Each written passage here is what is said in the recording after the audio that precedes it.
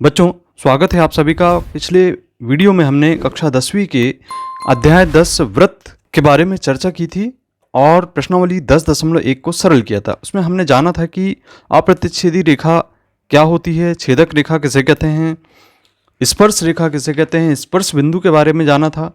और हमने यह भी जाना था कि किसी वृत्त की स्पर्श रेखा वह रेखा है जो वृत्त को केवल एक बिंदु पर प्रतिच्छेद करती है। और साथ ही यह भी जाना था कि किसी वृत्त पर दो समांतर स्पर्श रेखाएं हो सकती हैं और स्पर्श बिंदु के बारे में हमने चर्चा की थी।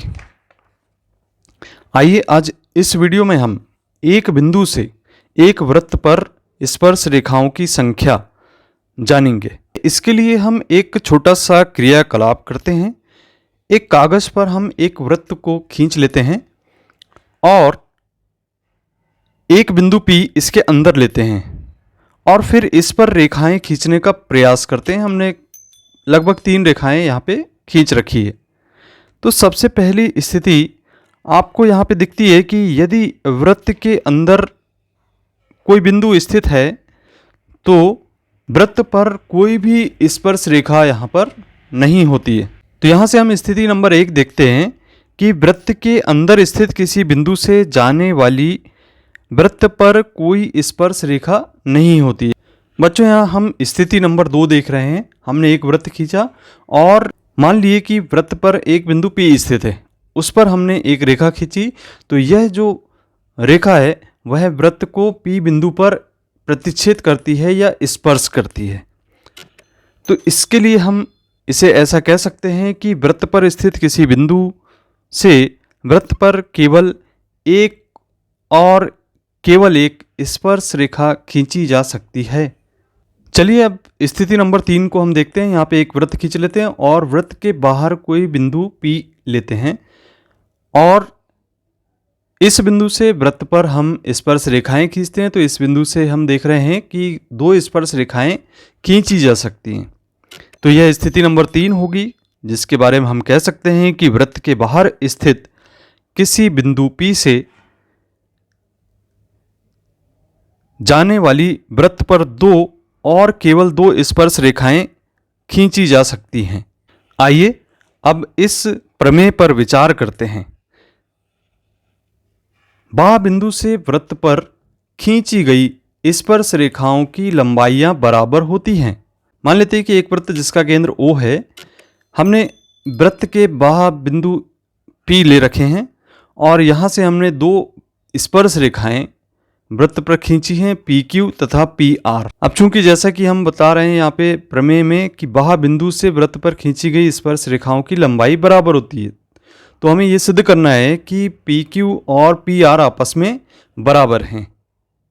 तो बच्चों, हमने इसको इस प्रकार से लिख लिया। यहाँ पे हम इसकी उत्पत्ति देखते हैं। तो यहाँ हमें ज्ञात है O केंद्र वाला एक वृत्त के बाहर बिंदु P स्थित है। बिंदु P से 2 स्पर्श रेखाएं क्रमशः PQ तथा PR हैं। हमें सिद्ध करना है दोनों स्पर्श रेखाओं की लंबाई बराबर है, अर्थात हम इसे ऐसा लिखेंगे PQ बराबर PR। बच्चों, हमने यहाँ पर रचना की O से P को, O से Q को तथा O से R को मिलाया। हम दोनों समकोण त्रिभुजों को देख रहे हैं और इनकी आपस में तुलना करते हैं।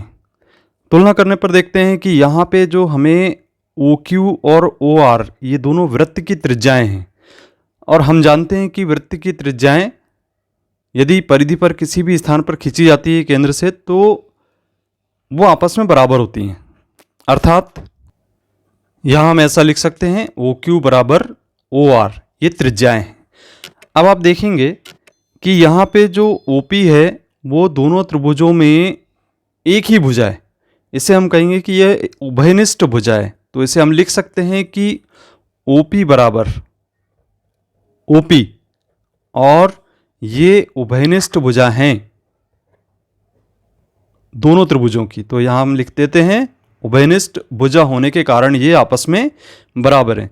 तो एक तरफ बच्चों हमको यहाँ पे लिखना पड़ता है कि इनमें तुलनात्मक अध्ययन करते हुए और यहाँ हमें कारण बताना पड़ता है कि ये आपस में क्यों बराबर हैं तीसरी बात हम यहाँ देख रहे हैं कि इस वृत्त में ये दोनों कोण आपस में बराबर हैं, यानी प्रत्येक 90 अंश का, यानी कोण Q भी 90 अंश का है और कोण R भी 90 अंश का है। तो बच्चों हमने ऐसा लिख दिया, कोण OQP बराबर कोण ORP, प्रत्येक 90 अंश का है। अब बच्चों ये हमने आपस में इन दोनों त्रिभुजों की तुलना कर ली है और यहाँ से हम इसकी सर्वांग समता देखते हैं तो दो भुजाएं और एक कोण आपस में दोनों त्रिभुज के सर्वांग सम है, अर्थात हम इसे ऐसा लिख सकते हैं, त्रिभुज OQP तथा त्रिभुज ORP आपस में सर्वांग सम होंगे RHS सर्वांग समता से। अब यहाँ पे बच्चों हम जब बता देते हैं कि दोनों त्रिभुज आपस में सर्वांग सम हैं, तो बच्चों जैसा कि हम जानते हैं CP/CT के द्वारा, यहाँ पे जब हमने दोनों त्रिभुजों को सर्वांग सम दिखाए हैं तो CP/CT का मतलब है कि सर्वांग सम त्रिभुजों की संगत अवयव बराबर होते हैं। तो यहाँ से हम बता सकते हैं कि ये जो हमारा PQ भुजा है इस त्रिभुज की और PR भुजा ये भी आपस में बराबर होगी, जबकि ये भुजाएं आपस में बराबर हैं और इनके संगत कोण आपस में बराबर है। उस स्थिति में हम CP/CT से कह सकते हैं कि PQ बराबर PR, अर्थात स्पर्श रेखाओं की लंबाइयां आपस में बराबर होती हैं।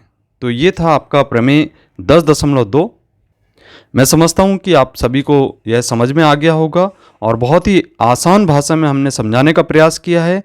यदि आपको वीडियो अच्छा लगा है तो अपने मित्रों को शेयर कीजिए, वीडियो को लाइक कीजिए और अभी तक आपने चैनल को सब्सक्राइब नहीं किया है तो सब्सक्राइब कीजिए। मिलते हैं अगले वीडियो में, धन्यवाद।